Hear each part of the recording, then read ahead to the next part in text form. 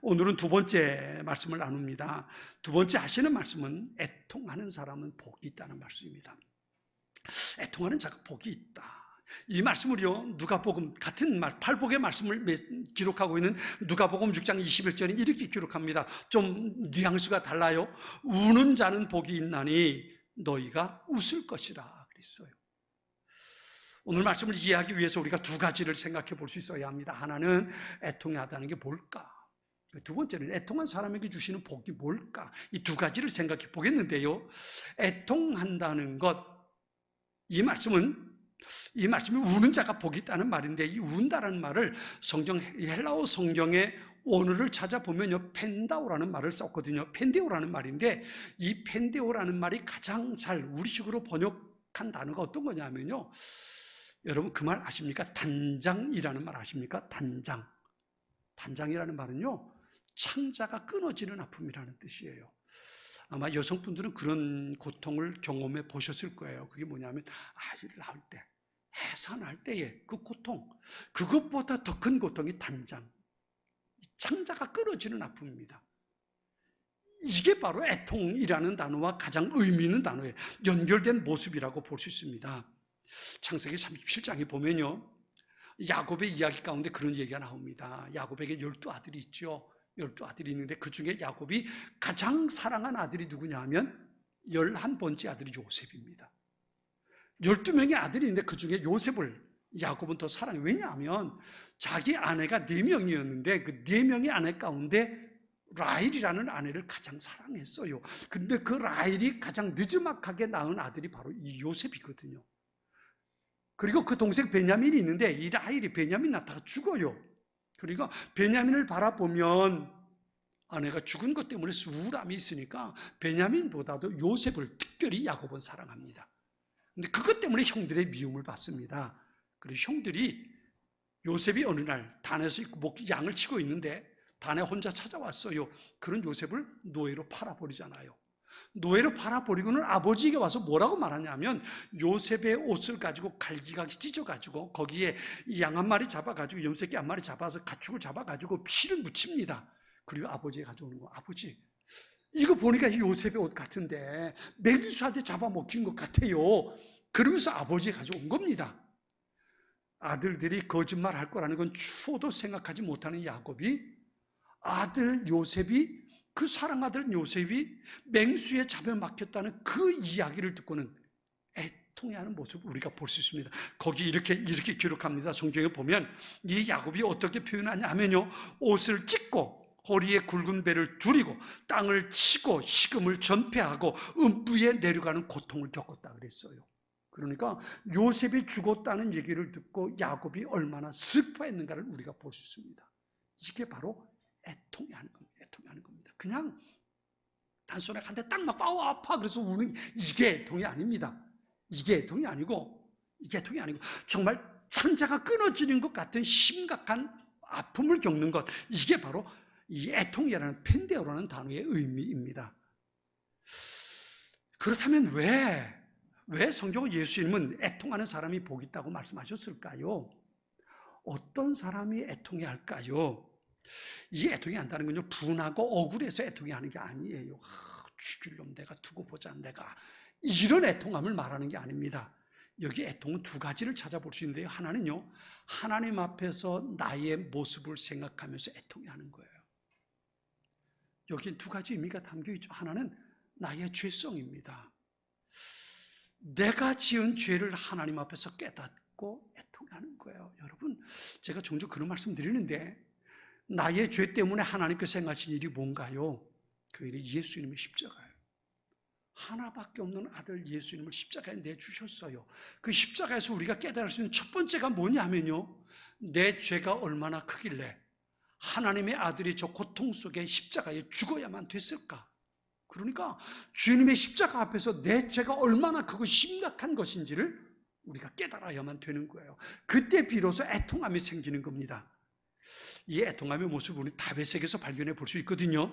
시편 51편에 보면 그 51편은 다윗이 우리아의 아내인 바세바를 범하고 나서 나단 선지자가 찾아와서 다윗에게 말합니다. 당신이 하나님 앞에 범죄했습니다.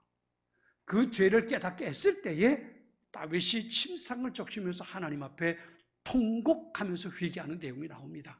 그 내용이 시편 51편에 기록되어 있습니다. 그런데 시편 51편엔 이렇게 기록합니다. 오 하나님, 주의 한결같은 사랑으로 내게 자비를 베풀어 주소서. 나를 불쌍히 여겨 주셔서 내 모든 잘못을 없애 주소서. 내 모든 죄악들을 다 씻으시고 내 모든 죄들을 깨끗하게 해 주소서. 나를 주 앞에서 쫓아내지 마시고 주의 성령을 내게서 거두어 가지 마소서. 몸부림치며 하나님 앞에 기도합니다. 내 이 죄가 하나님 앞에 해결되지 않는다면 내겐 결코 평안이 없다는 거예요. 내가 하나님 앞에 범죄했다는 겁니다. 내가 하나님 앞에 죄를 지었다는 거예요. 이 모습 가지고 내가 하나님 앞에 설 수 없는 존재가 되었다는 겁니다. 그 마음 가지고 애통해 하면서 침상을 적시며, 나무로 된 침상인데요, 그게 썩을 정도, 눈물에 젖을 만큼 하나님 앞에 애통해 하며 기도하는 이 다윗의 모습을 우리가 발견할 수 있는 겁니다. 그래요, 우리가 애통해 할 수 있는 것은 내 죄 때문에, 내 죄가 얼마나 크길래, 내가 하나님 앞에 어떤 죄를 지었는지, 그 죄가 얼마나 크길래 하나밖에 없는 하나님의 아들이 저 십자가에 저러고 죽으셔야 됐을까. 내 죄의 모습을 발견하고 우리는 애통해하는 모습이 우리에게 있어야 한다는 겁니다. 또 하나는요, 나의 연약함이에요. 그래요, 주님의 십자가를 보면서 내 모든 죄를 고백했어요. 내 모든 죄를 고백하고 내 모든 죄가 사함 받았어요. 여러분, 그 다음에 끝일까요? 그 다음에 끝일까요? 내 죄는 예수님이 십자가를 통해서 다 사함 받았어. 그리고 끝일까요? 사도 바울의 고백을 한번 들어보세요. 이렇게 고백합니다. 로마서 7장에 보면요, 나는 이런 법칙을 발견했습니다. 선을 행하려는 마음은 나에게 있지만 악이 나와 함께 있다는 것입니다. 사실 나의 속 중심에는 하나님의 법을 즐거워합니다. 그러나 나의 몸의 여러 부분들에서는 다른 법이 작용하고 있습니다. 그 법이 내 마음의 법과 싸워 나를 내 몸에서 작용하고 있는 죄의 법에 사로잡히게 합니다. 나는 참으로 비참한 사람입니다. 누가 나를 이 사망의 몸에서 구원해 내겠습니까? 그랬어요. 바울은요, 이 고백이 예수님을 만나고 난 후에 되어진 고백이에요. 예수님을 만나고 자기 모든 죄가 사함 받았어요. 그럼에도 불구하고, 그리고 지금 복음을 전하는 사도로 살아가고 있거든요. 그런데 그럼에도 불구하고 내 안에 두 가지 법이 있다는 거예요.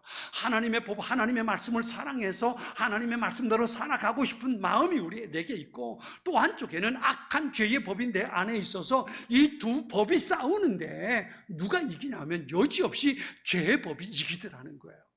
내가 하나님의 말씀을 사랑하고 하나님의 말씀대로 살려가려고 애를 쓰는데 살아놓고 보면 그것 또한 죄 가운데 있는 모습이 되더라는 거예요. 자신의 모습이 얼마나 연약한 존재인가를 바울은 그렇게 기록하고 있는 겁니다. 여러분, 이 사망의 몸이라는 게 어떤 거냐 하면요, 당시에 로마 사람들이 죄수를 사용하는 사용 방법 가운데 하나입니다. 어떤 거냐 하면요, 죄수의 몸에다가 죽은 사람의 시체를 같이 묶어놔요. 죽은 사람의 시체를 죄수의 몸에 같이 묶어놓는 거예요. 같이 묶어놓으면요, 이 죄수의 몸이 이 죽은 사람의 시체가 시간이 지나가면 썩잖아요. 그렇게 썩어가면서 죄수 함께 거기 묶어놓은 죄수의 몸도 썩어가는 거예요. 그렇게 죽음에 이르게 되는 겁니다. 이게 사망의 몸이에요. 이게 사망의 몸입니다. 바울이 그렇게 말하는 겁니다. 누가 이 사망의 몸에서 나를 건져낼 수 있을까? 죄의 법이 내 안에 있어서 나를 끌고 가고 있는데 이 사망의 몸에서 누가 나를 건져낼 수 있을까? 바울이 지금 그렇게 말하고 있는 겁니다. 예수를 믿고 복음을 전하면서 위대한 사역을 감당하고 있어요. 그럼에도 불구하고 여전히 넘어지고 또 넘어지고 또 넘어지는 자신의 연약함을 바울은 그렇게 고백하고 있는 겁니다. 하나님의 말씀대로 살고 싶은데 그렇게 넘어지고 또 넘어지고 또 넘어지는 자신의 연약함을 보면서 애통해하고 있는 것이 바울의 모습인 겁니다. 그 사람은 가슴을 치면서 이렇게 말할 겁니다. 하나님이여, 나를 불쌍히 여기십시오. 나는 죄인입니다. 나를 불쌍히 여겨주세요.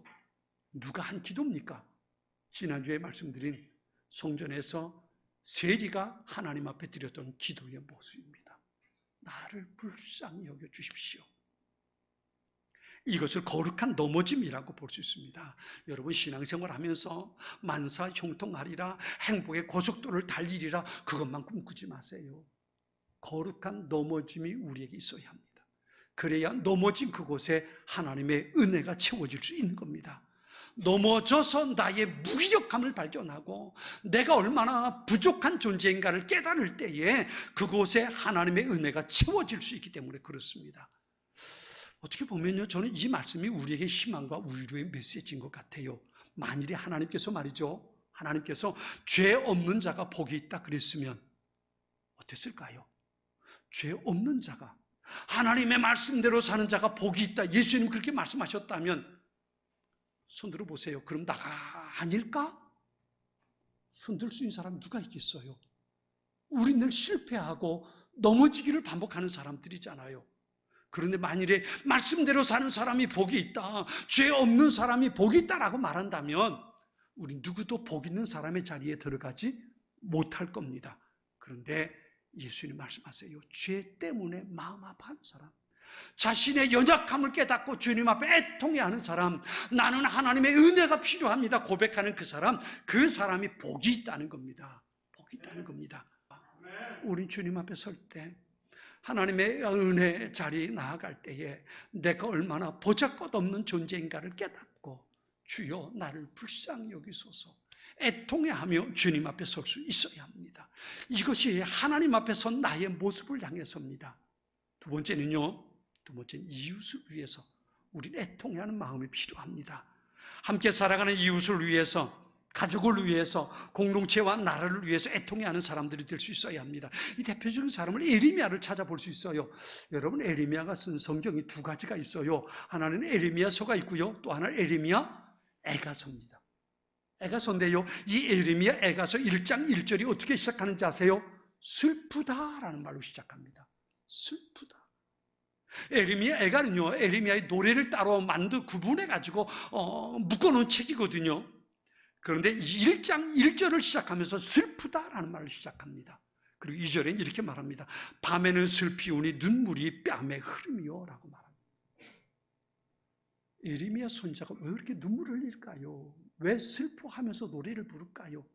하나님 앞에 왜 탄식하면서 하나님 앞에 그렇게 노래를 불러야 됐을까요? 망해가는 하나님의 백성들 이스라엘을 바라보면서 너무 마음이 아픈 거예요. 하나님께서 어떤 은혜로 우리를 여기까지 인도해 주셨고, 하나님께서 어떤 은혜로 우리 이 민족을 여기까지 세워주셨는데 우리가 어쩌다 이 지경 됐을까? 나라와 민족을 생각하면서 애통해하면서 그것이 내 죄 때문입니다, 그것이 우리의 죄입니다, 주님 앞에 고백하며 하나님 앞에 기도하고 있는 에레미야 선지자의 모습을 에레미야 애가서를 통해서 우리가 발견해 볼 수 있습니다. 이스라엘 백성이 하나님께로부터 돌아섰어요. 우상 숭배 자리 빠지고 말았어요. 하나님의 은혜를 구하는 것보다 어떻게 하면 내가 더 잘 살아볼 수 있을까 욕심을 가지고 살아가는 백성들이 되고 말았어요. 그 모습을 보면서 에레미야 선지자가 마음 아파하며 하나님 앞에 울며 기도하고 있는 모습을 우리는 에레미야 선지자를 통해서 볼 수 있는 겁니다.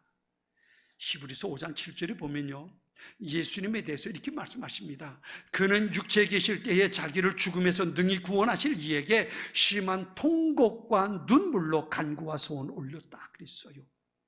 무슨 말이에요? 예수님께서 우리를 위해 하나님 앞에 통곡하며 기도하셨다는 거예요. 성경에 보면 예수님께서 우셨다는 내용이 나오거든요. 하나는 나사로가 죽었을 때입니다.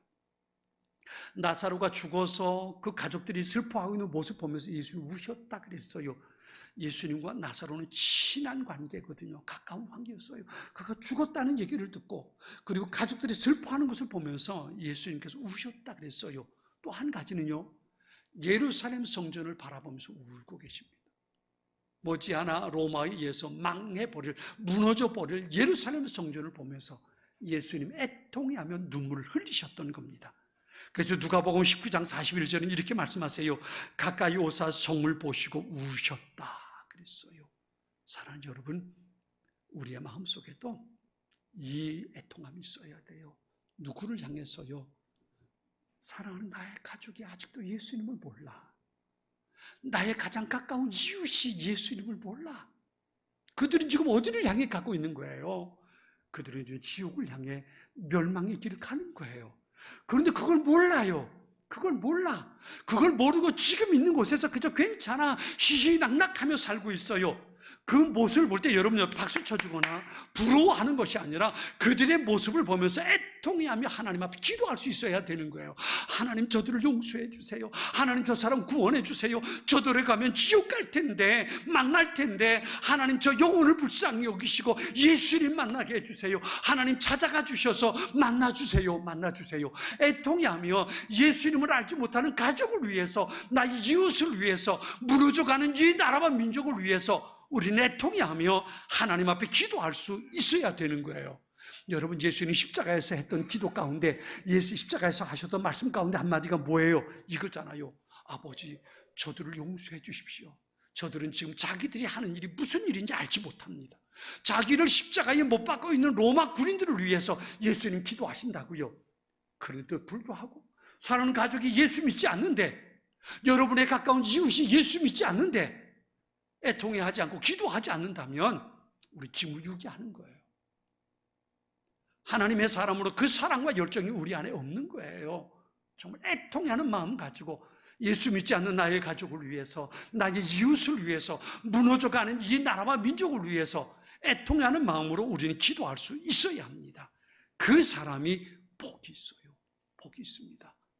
하나님 앞에 서서 나의 모습을 바라보면서, 그리고 나의 이웃을, 사랑하는 가족을 바라보면서 애통해하는 마음 가지고 하나님 앞에 기도할 수 있는 우리 모두가 될 수 있길 바랍니다. 그 사람이 위로를 받게 됩니다. 그 사람이 받는 위로가 어떤 걸까요? 이 위로라는 말이 영어에서 컴포트라는 단어를 썼거든요. 이 컴포트라는 말이 헬라어에 파라칼레오라는 단어를 썼어요. 이 파라칼레오라는 말이 무슨 뜻이냐 하면요, 파라라는 말하고 칼레오라는 두 가지 단어가 합쳐서 한 단어가 됐거든요. 이게 무슨 말이냐면 옆으로 부른다는 말이에요. 이 파라라는 말이 옆에, 사이드라는 말이고요, 칼레오라는 말이 콜, 부른다는 의미거든요. 옆에 부른다는 말이에요. 이 말을 다시 말하면 그겁니다. 하나님께서 우리의 곁에 다가와서 함께 계신다는 거예요. 그러니까 우리가 애통해할 때에 하나님께서 우리를 버려두지 않으시고 우리를 찾아오셔서 우리 곁에서 나를 위로해 주신다는 겁니다. 참된 위로가 뭘까요? 우리의 기도에 응답해 주시는 거죠. 괜찮아, 괜찮아. 내가 네 죄를 사하였고 네가 연약하지만 괜찮아. 내가 너와 지금 함께 있어. 이게 하나님께서 우리에게 주시는 참된 위로의 모습입니다.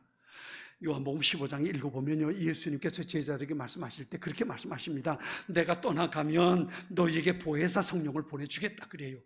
내가 너희를 떠나가면 보혜사 성령을 보내준대요. 그런데 이 보혜사 성령을 말할 때 파라클레토스라는 말을 쓰거든요. 이게 바로 위로자라는 말입니다.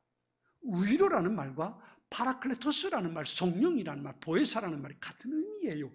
그러니까 성령 하나님은 어떤 분이냐 하면 우리 곁에 찾아오셔서 우리와 동행하시고 우리와 함께 계셔주시고 내가 어떤 일을 만나든지 하나님의 능력의 손길로 우리를 붙잡아 주시는 분, 이게 바로 성령이에요. 그러니까 내가 애통해할 때에 나를 위로해 주신다는 말은요, 다르게 말하면 그겁니다. 걱정하지 마라, 염려하지 마라. 내가 너와 함께 있을게. 내가 너를 지켜줄 거야. 여전히 아직 내게 소망이 있어. 걱정하지 마. 염려하지 마. 두려워하지 마. 이게 바로 위로받는 사람이라는 겁니다. 우리에게 찾아오셔서 위로해 주시고 힘내서 살아가도록 붙잡아 주시는 거예요. 다윗이 이것을 경험하잖아요. 그래서 나를 주의 앞에서 쫓아내지 마시고 주의 성령을 내게서 거두지 말아 주십시오라고 하나님 앞에 기도할 때에 그런 모습을 하나님께서 보시고 이렇게 말씀하십니다. 사도행전 13장 22절에 보면요, 그는 내 마음에 드는 사람이다. 그가 내 뜻을 다 이룰 것이다 라고 말씀하세요. 하나님께서 분명 다윗이 범죄했을 때에 나단 선자를 다윗에게 보냅니다. 네가 이런 죄를 지어서 넌 범죄자야. 그리고 다윗의 죄를 깨닫게 해주셨어요. 그 죄에 대한 이야기를 들었을 때에 심성에 들어가서 하나님 앞에 통곡하며 회개하고 애통해합니다. 그런 다윗의 모습을 보시고 하나님 말씀하시는 거예요. 이는 내 마음에 맞는 자. 내 마음에 들었어. 네가 애통하는 그 눈물을 내가 보았어. 내가 너를 통해서 나의 뜻을 이루어 갈 거야. 주님 말씀하시는 거예요. 내가 어떤 죄를 지었느냐가 중요하지 않아요. 그 죄를 가지고 주님 앞에 애통해할 때에, 그때에 하나님은 우리를 찾아오셔서 괜찮아, 손 내밀어 잡아주시고 우리를 통해서 하나님의 거룩한 역사 이루어가게 만들어 주시는 거예요. 시편 34절 18절에 이런 말씀이 있습니다. 여호와는 마음이 상한 자에게 가까이 하시고 그 중심에 통회한 자를 구원하신다 그랬어요. 그러니까 애통하는 마음으로 하나님 앞에 설 때에 하나님 그를 찾아오셔서 그를 위로해 주시고 그의 손을 잡아 일으켜 주신다는 거예요. 이 복을 누리는 우리 모두가 될 수 있기를 축원합니다. 이것이 우리가 누려야 할 두 번째 복이에요. 두 번째 복입니다. 애통해 하는 자는 복이 있나니 저희가 위로를 받을 것이며 라고 말했어요. 하나님을 사랑하는 사람은 하나님의 나라를 향한 진통이 있어야 합니다. 자신의 죄로 인해서, 자신의 연약함 때문에 가슴을 치며 애통해 할 수 있어야 합니다. 먼저 믿음의 길을 가는 사람은 아직 예수 이름을 알지 못하는 사랑하는 이들을 향해서 그들을 바라보며 애통해하며 하나님 앞에 설 수 있어야 합니다. 교회 안 갈래? 안 믿으면 네만 손해지 뭐, 그리고 끝나는 게 아닙니다. 그 사람을 마음에 품고 하나님 앞에 애통해하며 기도할 때에 하나님께서 그 기도를 귀하게 보시고 그 사람의 삶 속에 역사하시게 되는 겁니다. 대가 없이 이루어지는 것은 없습니다. 성경에 있는 말씀처럼 눈물을 흘리며 씨를 뿌리는 자는 기쁨으로 그것을 거두게 하신다 말씀하셨습니다. 애통해하며 하나님 앞에 눈물의 씨를 뿌리는 사람, 그 사람의 삶에 하나님께서 역사하신다는 겁니다. 여러분, 우리가 주님 앞에 흘리는 눈물을 하나님께서 우리의 눈물병에 주님은 담고 계십니다. 우리가 흘린 눈물은 결코 헛되지 않습니다. 사라지지 않습니다. 우리가 하나님 앞에 서는 그날 하나님은 우리에게 이 눈물병을 보여주시면서 네가 흘린 눈물 하나도 떨어뜨리지 않고 내가 여기 받아놨다, 하나님께서 기억하시고 위로해 주시게 될 겁니다. 하나님은 기뻐하는 자가 복이 있다고 말씀하지 않았습니다. 애통하는 사람이 복이 있다고 말씀하셨습니다. 하나님께서 누구보다도 그 사람에게 가까이 곁에 함께 계시겠다고 말씀하십니다. 여러분, 애통은 절망이 아닙니다. 애통함이 하나님 앞에서의 애통함이라면 오히려 그것이 복이라는 것을 잊지 마시기 바랍니다. 우리는 애통함을 통해서 하나님을 만나게 될 것입니다. 하나님은 우리와 함께 하시면서 우리 애통함이 변해서 기쁨이 되고 웃음이 되고 감사가 되고 평안함이 되게 하실 것입니다. 사랑하는 우리 여의도 제1의 가족 여러분, 눈물이 말라버린 사람이 아니고 애통해 할 줄 아는 하나님의 사람들 될 수 있기를 축원합니다. 완고하고 완악하고 교만하고 저지른 죄를 그런 모습이 아니라 죄를 깨닫고 애통해 할 수 있어야 합니다. 자신의 연약함을 깨닫고 하나님 앞에 서서 나는 어떻게 하면 좋겠습니까? 다윗이 고백하는 것처럼 주님 앞에 고백하며 애통해 할 수 있어야 합니다. 예수를 믿지 않는 가족을 바라보면서 나의 이웃을 생각하면서 주님 앞에 불쌍한 영혼들 기억하면서 하나님 앞에 눈물로 기도하는 하나님의 사람들이 될 수 있어야 합니다. 바라칼레오, 하나님께서 가까이 오셔서 그와 함께 하실 것이고 그의 모든 눈물의 기도에 응답해 주실 것입니다. 이것이 바로 우리를 향하신 복 있는 사람의 모습이라는 겁니다. 사랑하는 성도 여러분, 저는 여러분이 울보가 되었으면 좋겠어요. 정말 울보가 됐으면 좋겠어요. 늘 자신의 모습을 생각하면서 하나님 앞에 울보가 되면 좋겠어요. 이웃을 바라보면서 예수 믿지 않는 가족 생각하면서 여러분이 울보가 되면 좋겠어요. 늘 눈물을 흘려 주님 앞에 기도하면서 하나님 어쩌면 좋습니까? 하나님 어떻게 해야 됩니까? 하나님 앞에 눈물로 기도하며 애통해하는 하나님의 사람들이 될 수 있어야 되지 않겠습니까? 그 사람이 복 있는 사람이고 그렇게 흘리는 눈물을 하나님의 역사를 만들어가게 되는 겁니다. 이 눈물이 하나님의 위로를 경험하게 하는 놀라운 은혜의 역사 만들어내게 될 것입니다. 우리 모두 이 거룩한 울보로 살아갈 수 있게 되기를 소망합니다. 지금은 선교 헌금 시간입니다. 이 예배를 통해 삶 가운데 은혜와 회복이 충만하시길 간절히 기도합니다.